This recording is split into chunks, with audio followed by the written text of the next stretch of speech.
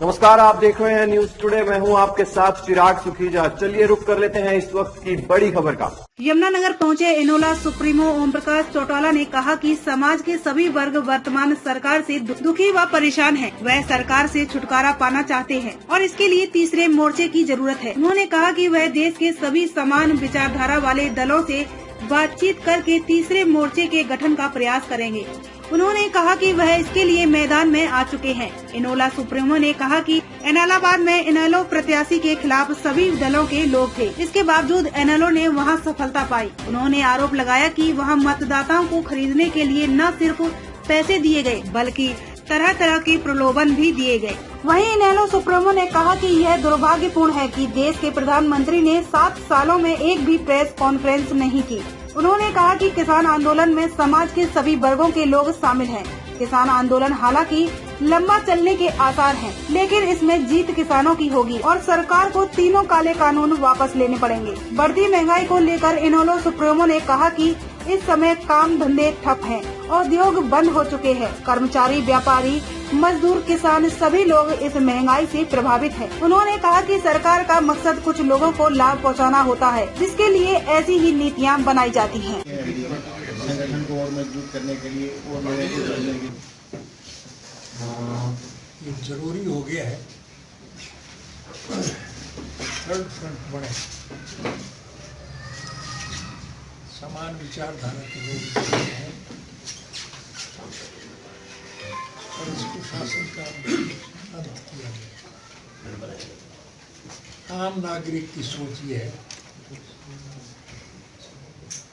कि इस सरकार से छुटकारा मिले और इसका बेहतरीन इलाज यही है कि समान विचारधारा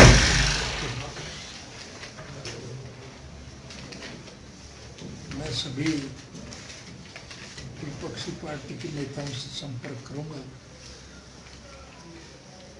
आप सबसे विशेष रूप से निवेदन करूंगा कि इस मामले में आपका सहयोग अति आवश्यक है।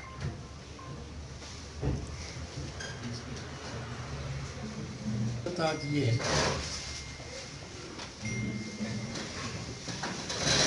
इस देश का हर नागरिक, हिंदू, सिख, मुसलमान, ईसाई,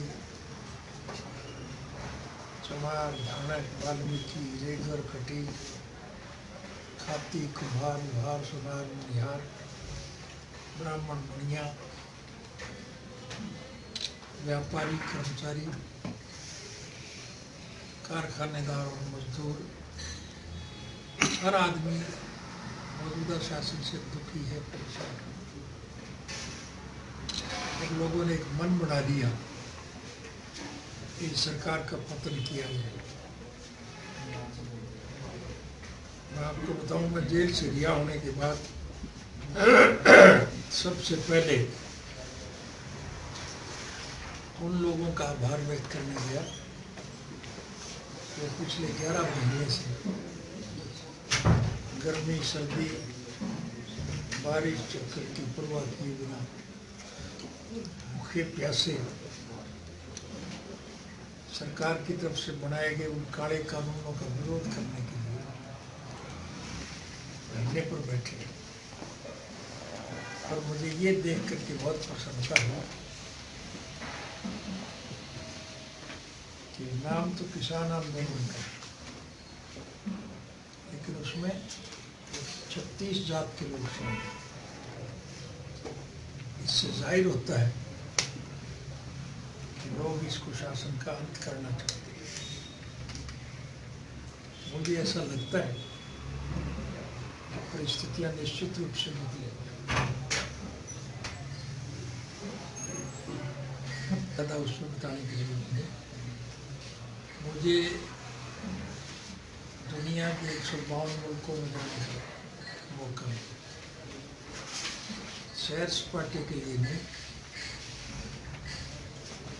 मैं विश्व के हर मुल्क की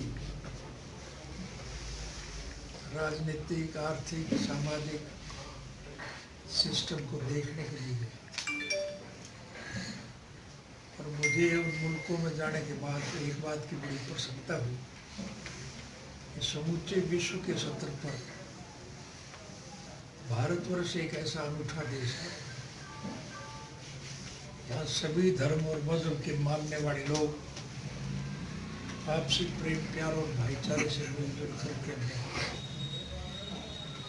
हम अपने तीज त्योहार, होली, दिवाली, ईद, क्रिसमस सब मिलकर के मनाते हैं। ये थी आज की कुछ अहम खबरें। फिलहाल इस बुलेटिन में बस इतना ही। अगर आपने अभी तक हमारे YouTube चैनल को सब्सक्राइब नहीं किया है तो सब्सक्राइब कर लीजिए, Facebook पेज को लाइक कर लीजिए ताकि हर खबर आप तक सबसे पहले पहुंचती रहे। देखते रहिए न्यूज़ टुडे।